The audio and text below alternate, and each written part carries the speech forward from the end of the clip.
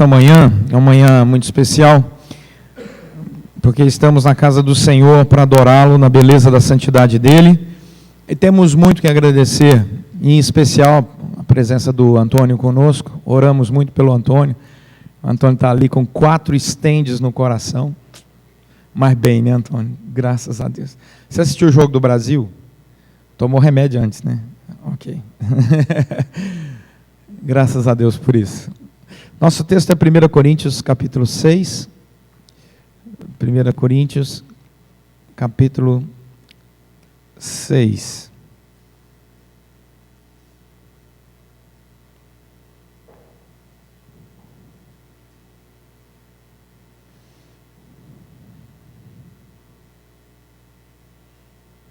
Nós vamos ler todo o capítulo 6. 1 Coríntios capítulo 6. Mas vamos nos deter apenas no verso 12.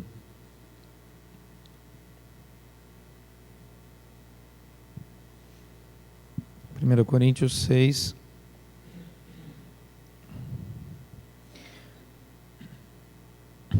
Aventura-se algum de vós, tendo questão contra outro, a submetê-lo a juízo perante os injustos e não perante os santos? Ou não sabeis que os santos hão de julgar o mundo? Ora, se o mundo deverá ser julgado por vós, sois acaso indignos de julgar as coisas mínimas? Não sabeis que havemos de julgar os próprios anjos? Quanto mais as coisas dessa vida. Entretanto, vós, quando tendes a julgar negócios terrenos, constituís um tribunal daqueles que não têm nenhuma aceitação na igreja. Para vergonha vô-lo digo, não há porventura, nem ao menos um sábio entre vós, que possa julgar no meio da irmandade? Mas irá um irmão a juízo contra outro irmão, e isto perante incrédulos. O só existir entre vós demandas, já é completa derrota para vós outros, porque não sofreis antes a injustiça? Porque não sofreis antes o dano? Mas vós mesmos fazeis a injustiça e fazeis o dano, e isto aos próprios irmãos. Ou não sabeis que os injustos não herdarão o reino de Deus? Não vos enganeis, nem impuros, nem idólatras, nem adúlteros, nem efeminados, nem sodomitas, nem ladrões, nem avarentos, nem bêbados, nem maldizentes, nem roubadores herdarão o reino de Deus. Tais fostes alguns de vós, mas vós vos lavastes, mas fostes santificados, mas fostes justificados em o nome do Senhor Jesus Cristo e no Espírito do nosso Deus. Todas as coisas me são lícitas, mas nem todas convêm. Todas as coisas me são lícitas, mas eu não me deixarei dominar por nenhuma delas. Os alimentos são para o estômago, e o estômago para os alimentos. Mas Deus destruirá tanto estes como aquele. Porém, o corpo não é para impureza, mas para o Senhor, e o Senhor para o corpo. Deus ressuscitou o Senhor e também nos ressuscitará, a nós pelo seu poder. Não sabeis que os vossos corpos são membros de Cristo? E eu, porventura, tomaria os membros de Cristo e os faria membros de meretriz? Absolutamente não. Ou não sabeis que o homem que se une à prostituta forma um só corpo com ela? Porque, como se diz, serão os dois uma só carne. Mas aquele que se une ao Senhor é um espírito com Ele. Fugir da impureza. Qualquer outro pecado que uma pessoa cometer é fora do corpo, mas aquele que pratica a imoralidade peca contra o próprio corpo. Acaso não sabeis que o vosso corpo é santuário do Espírito Santo e que está em vós, o qual tendes da parte de Deus, e que não sois de vós mesmos? Porque fostes comprados por preço. Agora, pois, glorificai a Deus no vosso corpo. Vamos orar?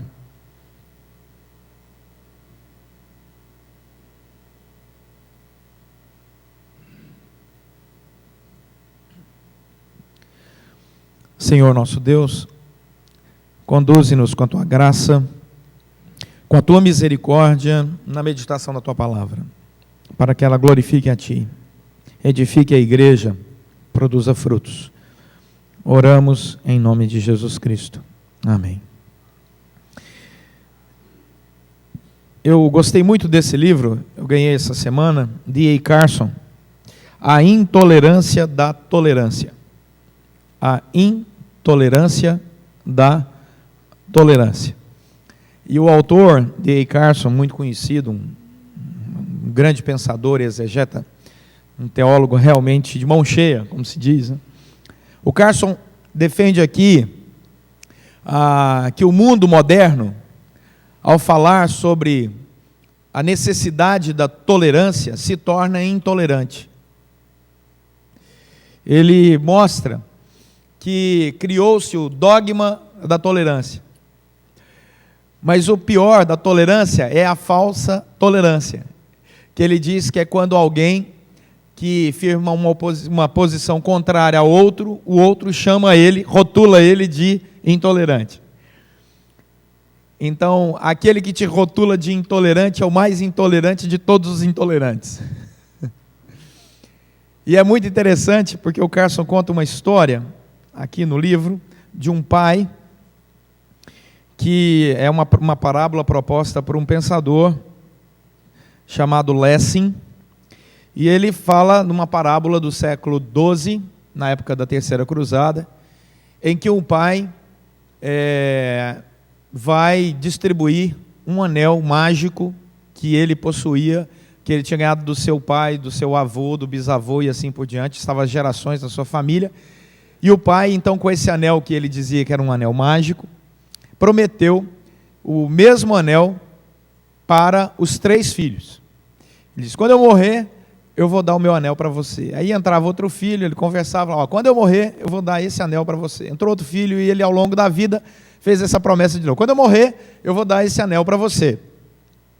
E aí, diz essa parábola de Lessing, citada aqui pelo Carson, que ele está contando essa história para 3 pessoas: um sultão chamado Saladin, que é muçulmano, um rapaz chamado Natan, o sábio, que é um judeu, e um cavaleiro templário, que é um cristão. Então os 3 estão ouvindo essa parábola de Lessing: um muçulmano, um cristão e um judeu. Então ele diz que o pai, já perto da morte, percebendo que jamais poderia cumprir a sua promessa, chama um joalheiro, contrata a peso de ouro e diz: eu quero que você faça 2 cópias idênticas desse anel. Então o joalheiro fez as 2 cópias e elas ficaram idênticas. E aí o pai chamou o primeiro filho, deu um anel. Chamou o outro filho, deu outro anel. Chamou outro filho, deu outro anel. Faleceu numa boa. Até que, passados alguns dias, os filhos se encontraram, e cada um com o anel que pensava ser o anel mágico que pertencia à família. E o Lessing diz que eles levaram então, os 3, o caso para um juiz. Já que nenhum joalheiro conseguia identificar qual era o original, conduziram para um juiz, para que o juiz pudesse definir qual era o anel mágico. E a decisão do juiz foi simples: o anel é mágico para aquele que achar que ele é mágico.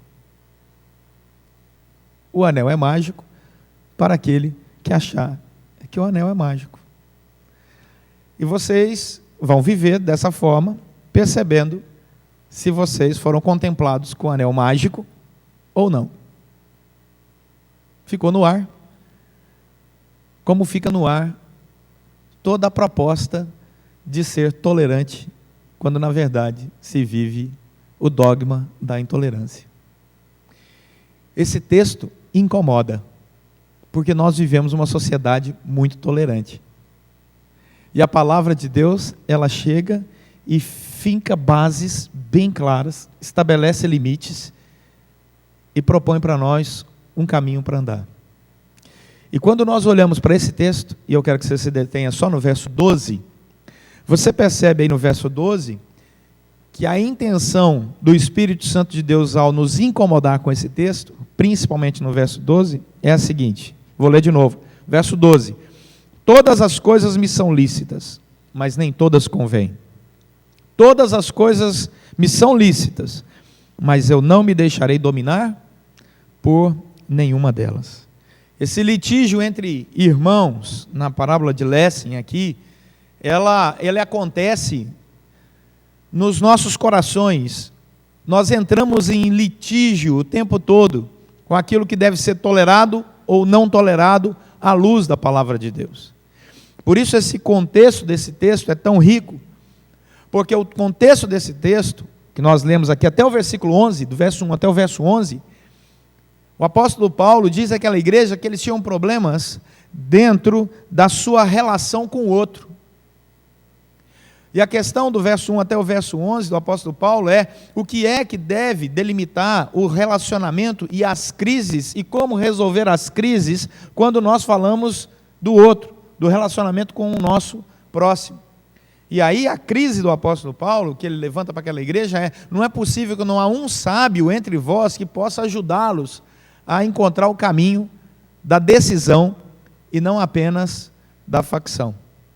Daí, ele nos ensina a vencer a proposta secular com uma visão muito clara, em primeiro lugar, daquilo que o mundo acredita. Dá uma olhada na primeira expressão do apóstolo Paulo. Ele diz, todas as coisas me são lícitas. Wiersbe, Stemacher, Barclay, Morris, qualquer comentarista bíblico que você lê, vai dizer que essa frase era um ditado comum da cidade. Naquela cidade, o ditado popular era, todas as coisas me são permitidas. A palavra lícita aqui significa permitida. Todas as coisas me são permitidas. Em outras palavras, era um ditado comum da cidade de Corinto dizer, eu posso fazer o que eu quiser. Eu sei que isso você só ouve agora, você nunca ouviu essa frase como um ditado comum na boca do povo. Eu faço o que eu quiser. Ou será que só os coríntios diziam isso? Eu faço o que eu quiser, o que me der na telha eu faço. Aí Paulo diz assim, é? Todas as coisas você faz, todas as coisas lhe são permitidas, todas as coisas lhe são lícitas, pois então vamos começar a estabelecer alguns princípios aqui, bem claros da vida cristã. O primeiro deles é entender que esse raciocínio é do mundo, não é de Cristo. Esse raciocínio pertence a alguém desenfreado, que vive desenfreadamente, que começa a romper relacionamentos, verso 1 ao 11, e que não consegue segurar a si mesmo, verso 13 até o verso 20. Ele diz, você acha que faz aquilo que você quer fazer? Ele diz, esse raciocínio é do mundo, esse raciocínio não é de um cristão. Porque todas as coisas são permitidas sim, mas nem todas me convêm. O cristão completa o ditado. Eu posso fazer todas as coisas, mas nem todas me convêm. Interessante essa palavra grega aqui, convém, que ela significa o seguinte, todas as coisas me são permitidas, mas nem todas são, convém, pode ser traduzido como aconselhável.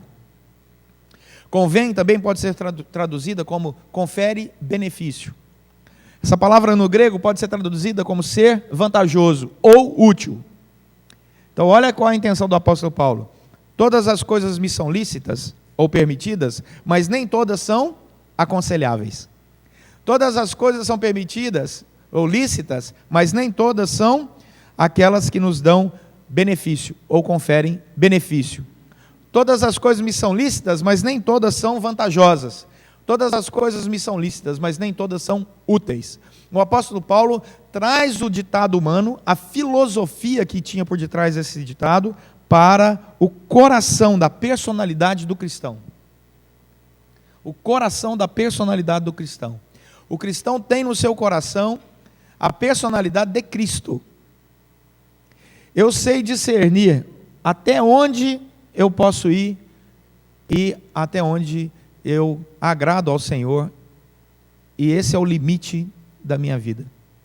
Eu desagrado a Deus quando entro em contendas. Eu desagrado a Deus quando eu uso o meu corpo, versículo 13 até o 20, de maneira errada, para o meu próprio prazer. E aí, é a segunda afirmação dele dentro do versículo 12. Olha aí, ele volta a afirmar o ditado popular: todas as coisas me são permitidas, eu posso fazer o que eu quiser. Aí ele diz: mas eu não me deixarei dominar por nenhuma delas. Posso fazer o que eu quiser, e você pode mesmo. Se você for pensar bem, nós podemos sair daqui, podemos dirigir o carro aqui na Rua dos Oitis a 150 km por hora, podemos subir com o carro no meio da Praça Santos Dumont, né? Podemos beber até cair, pode-se usar droga, o que quiser. A pessoa pode fazer o que quiser no mundo hoje, o que quiser. Num país com pouca lei, ou com a impunidade tão vigorosa como a nossa, provavelmente não vai acontecer muita coisa com você, não. Né? Mas a Bíblia diz que o nosso limite não é determinado pelo que o mundo acha, ou pelo que o mundo permite, mas pelo caráter de Cristo em nós. Eu não vou me deixar levar por nenhuma delas. E essa palavra deixar dominar aqui é ser colocado sobre a autoridade de alguém ou de alguma coisa. O alcoólatra se rende a um copo. Um copo manda num alcoólatra. É duro para ele, por isso ele luta muito contra isso. E a sua autoestima está tão baixa e precisa muito das nossas orações e do nosso apoio para ele vencer o copo. Assim como aquele que é viciado em drogas se deixa vencer por um pedaço de cigarro ou por um pouquinho de pó. Precisa do nosso amor, do nosso apoio, da nossa oração para que ele vença isso.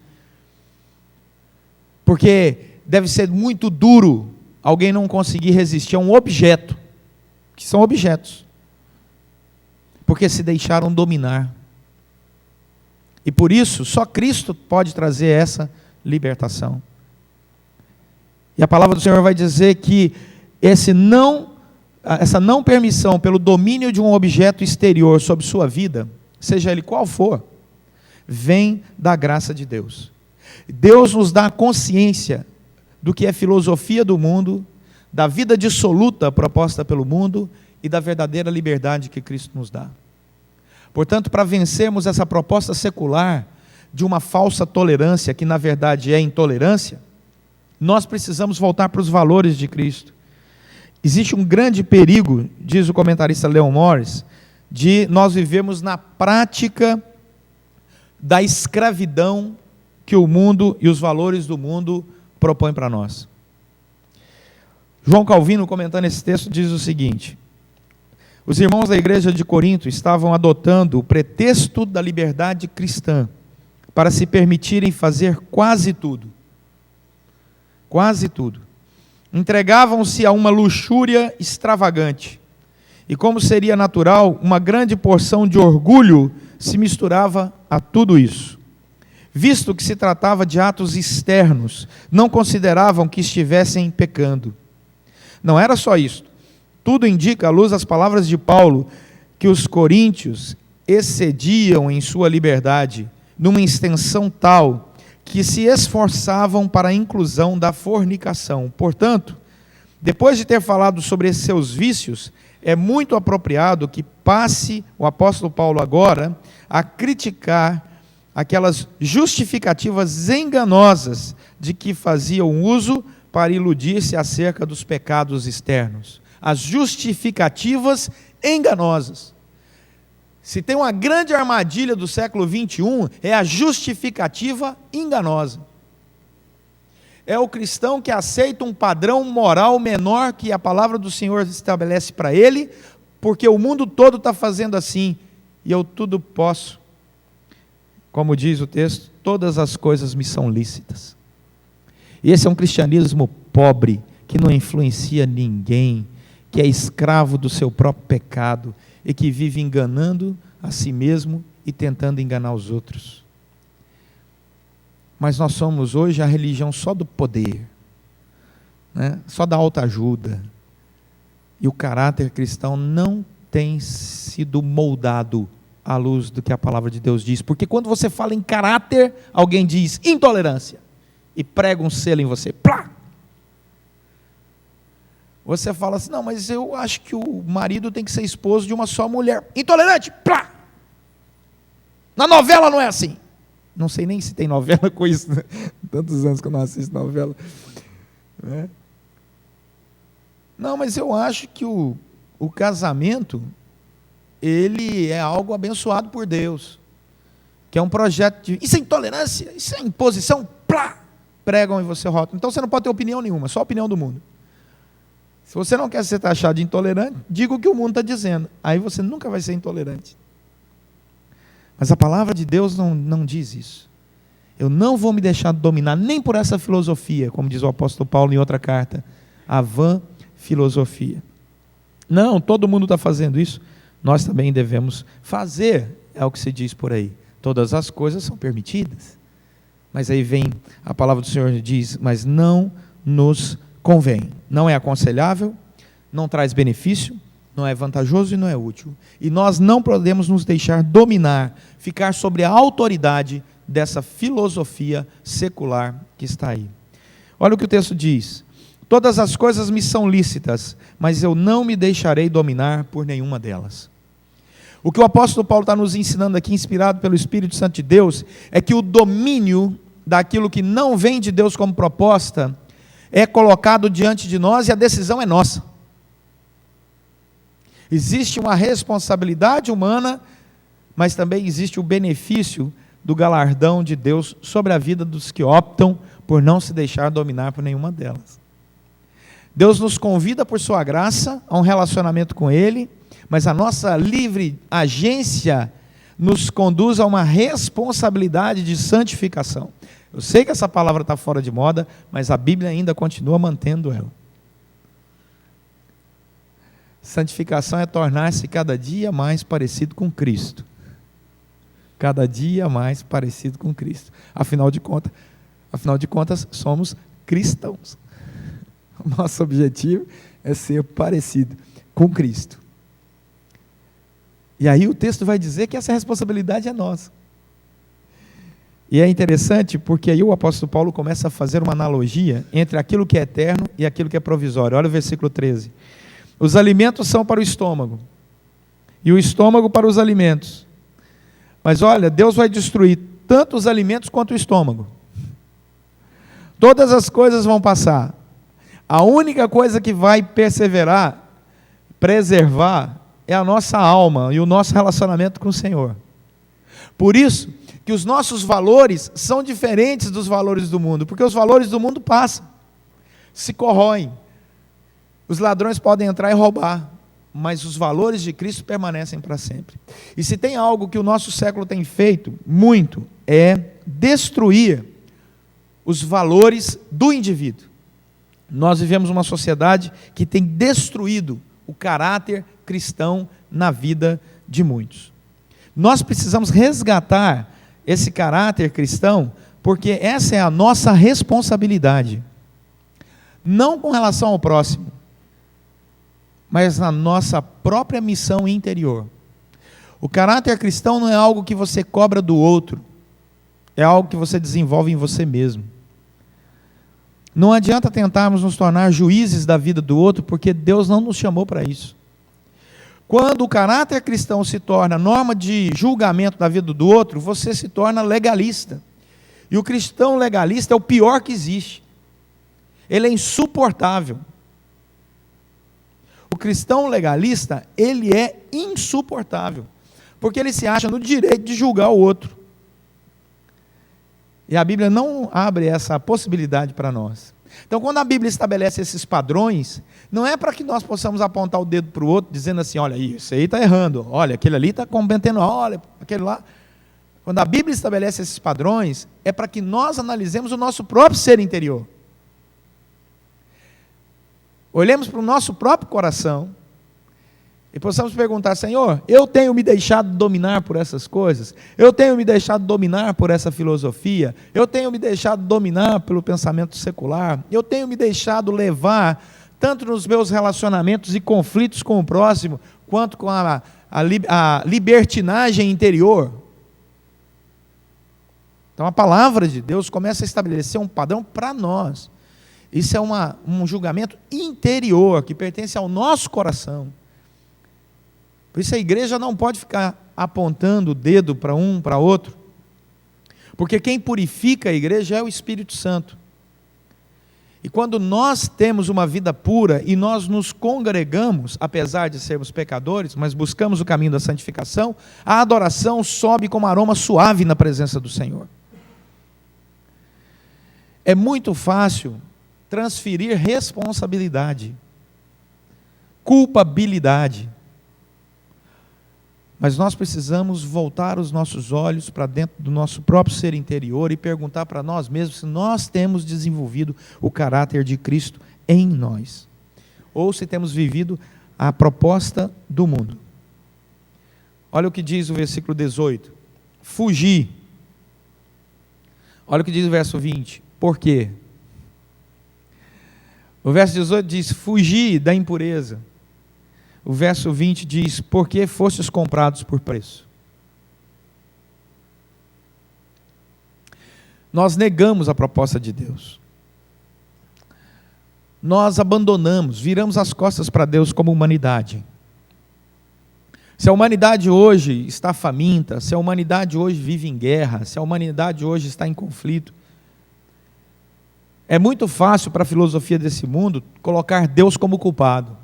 Ah, se Deus fosse bom, as pessoas não estavam morrendo de fome. Mas ela não traz a responsabilidade para si. A humanidade está caída porque nós, como humanidade, negamos a pessoa de Deus e a comunhão com Deus. E por isso, a humanidade se tornou toda culpada. E a humanidade toda está passível de ir para o inferno, porque escolheu viver sem Deus. Mas a palavra do Senhor vai dizer que o plano de resgate divino inclui a participação do único que é santo, Jesus. E o nosso Deus que é santo, então vem, paga a nossa penalidade com morte de cruz, para que nós pudéssemos ter livre acesso a Deus. Ele nos reconcilia com Deus para que todo aquele que tem fé em Cristo não pereça, mas viva vida e vida eterna.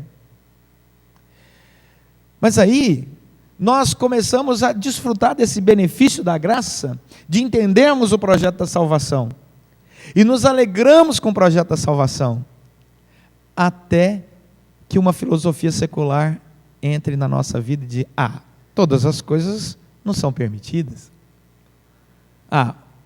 Está todo mundo fazendo. Está todo mundo vivendo. E aí nós desprezamos o preço pago na cruz do Calvário e na ressurreição de Cristo. Por isso o versículo 20 fala sobre isso. Ele diz: porque nós fomos comprados por preço, agora nós temos que andar glorificando a Cristo no nosso corpo. Caso contrário, versículo 18, vamos viver na impureza. Vamos viver na impureza. Quero voltar ao D.A. Carson. O D.A. Carson, nesse livro, A Intolerância da Tolerância, que eu recomendo, né? A Intolerância da Tolerância. Deixa eu ver a editora, eu nem gravei a editora. É da Cultura Cristã, é presbiteriano.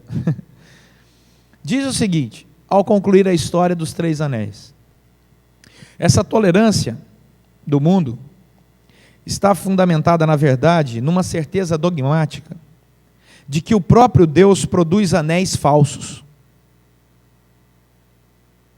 O princípio da tolerância do mundo, olha o que ele está dizendo, está baseado numa certeza dogmática falsa de que Deus produz anéis falsos. Porque Deus não pode suportar a ideia de causar decepção em nenhum de seus filhos. É como se Deus estivesse com medo, que Deus é licencioso com o ser humano, que Ele está com medo do ser humano ficar chateado com Ele. Então a humanidade pode pecar à vontade, porque Deus é bonzinho, e Deus não quer desagradar nenhum dos seus filhos, ou nenhuma das suas criaturas, aí Deus vai permitir que você viva, né, na impureza, como um cristão. Ele diz: não acredite nisso. Achei esse raciocínio muito interessante. Em outras palavras, diz o Carson, a história, entre aspas, funciona apenas porque o leitor tem esse conhecimento externo acerca do que Deus fez. Longe de defender um tipo de moderação epistemológica fundamentada na nossa ignorância em relação a quem Deus é, a parábola pressupõe que o leitor sabe exatamente quem ele é. Deus é o tipo de pai que falsifica anéis para manter seus filhos satisfeitos e enganados. E ele diz, isso é pecado, esse raciocínio é pecado, esse raciocínio é contrário ao que a palavra do Senhor diz. Deus está dizendo para a nossa geração, levante-se, abra os seus olhos e não caia nos ditados seculares que propõem uma vida sem parâmetros do próprio Senhor Jesus para a nossa existência. Não aceitemos nada menor do que o proposto para o Senhor para o caminho da santificação. Isso não é legalismo nem intolerância. Esse é o princípio do relacionamento com Cristo. Ele estabelece princípios para o relacionamento com Ele. E se nós não observarmos esses princípios, não teremos relacionamento vivo e verdadeiro com Ele. Eu não sei quanto a você, eu odeio cigarro. Não sei se é problema seu, mas eu odeio. Você quer acabar com o meu dia, passar fumando perto de mim. Eu odeio cigarro. Eu acho o cigarro uma das coisas mais mal educadas do mundo. Me desculpe quem fuma, mas essa é a minha opinião, eu posso tê-la. País democrático. Mas você está comendo, o sujeito chega com o cigarro aceso, graças a Deus que os restaurantes agora estão proibindo isso, né? Tira o meu apetite. Você toma banho, passa um perfume, olha, na verdade. Aí vem o sujeito, passa com cigarro, você fica com cheiro de cigarro. Já pensou abraçar um pastor com cheiro de cigarro? Até explicar, hein? Gasta um tempão. Não é? Mas a palavra do Senhor diz que Deus tem princípios. Eu tenho um primo que fuma, coitado. E um dia ele foi entrar no meu carro, eu falei para ele, você vai entrar no meu carro? Vou. Cigarro aqui dentro? Não. Aí ele ficou assim, eu falei, não e não, porque eu sou alérgico. Aí ele, então tá bom. Isso sou mesmo. Aí ele, então tá bom. Para andar no meu carro, minhas regras. Também já entrei no carro do primo meu que falou assim, meu carro, minhas regras, aqui eu fumo, eu tive que abrir a janela. Tá certo, o carro é dele, quem mandou pegar carona, né? E tendo a luta, né, dele para largar isso, coitado, né? É duro, não é fácil não. Quando nós entramos no carro de Deus, tem regras também. Tem gente que acha que pode entrar num carro de Deus com sapato sujo, pode jogar comida no painel. Quando nós assimilamos a vida cristã, precisamos olhar para o Deus que tem também seus princípios. Meus irmãos, nós estamos vivendo uma época que o cristianismo está muito barato, com medo de recebermos o selo da intolerância. Mas eu volto a dizer que esse equívoco é histórico dentro da igreja, porque a igreja, quando ouviu sobre isso, se tornou legalista, apontando o dedo para o outro, quando deveria, à luz da palavra, olhar para dentro de si mesmo, e apenas para dentro de si mesmo. E se você nessa manhã, ou você que está nos acompanhando pela internet, tem algum problema, seja ele qual for, eu quero te convidar a orar e colocar na presença do Senhor, só você e Deus. Eu não vou pedir para você levantar a mão, não vou pedir para você vir à frente, eu não quero te expor, mas eu quero que você ore com muita honestidade diante de Deus, e diga assim, Senhor, eu quero me ver livre desse problema, eu quero caminhar o caminho da santidade, e o Senhor tem força para me liberar disso, o Senhor tem poder para fazer isso. Então vamos orar. Curva a sua fronte, feche seus olhos. Todas as coisas nos são permitidas, mas nem todas nos convêm. Todas as coisas nos são permitidas, mas nem todas elas edificam, são úteis.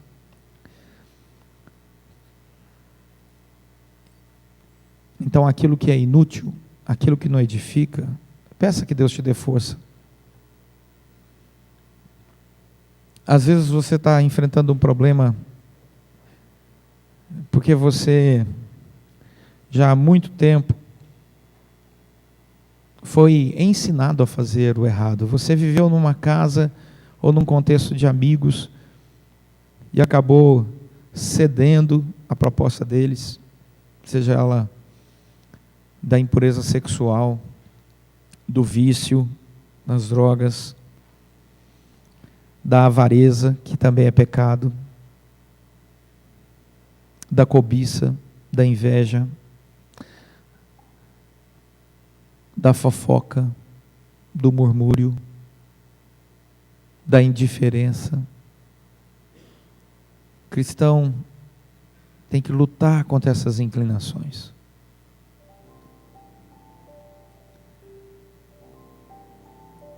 O Brasil precisa de cristãos autênticos, com caráter de Cristo. Não para apontar no erro do outro, mas na sua própria intimidade, fazer diferença nessa sociedade pervertida e corrupta. Do versículo 1 ao versículo 11, vimos aqui problemas nos relacionamentos entre irmãos. Do versículo 13 ao 20, vimos problemas interiores, vícios, inclinação ao pecado. Nossa vida é complexa, mas o amor de Deus é maior. O perdão dele é maior. O poder dele é maior.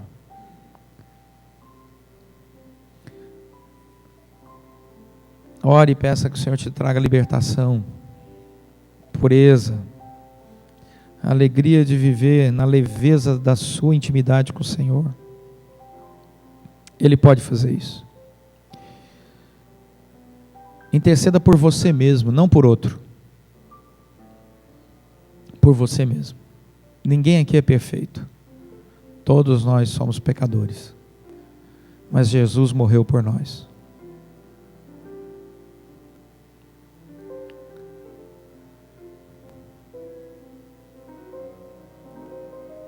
Senhor, nosso Deus e Pai, não existe aqui nessa manhã ninguém melhor que ninguém. Vivemos uma pressão muito grande da filosofia desse mundo, do dogma da intolerância tolerante.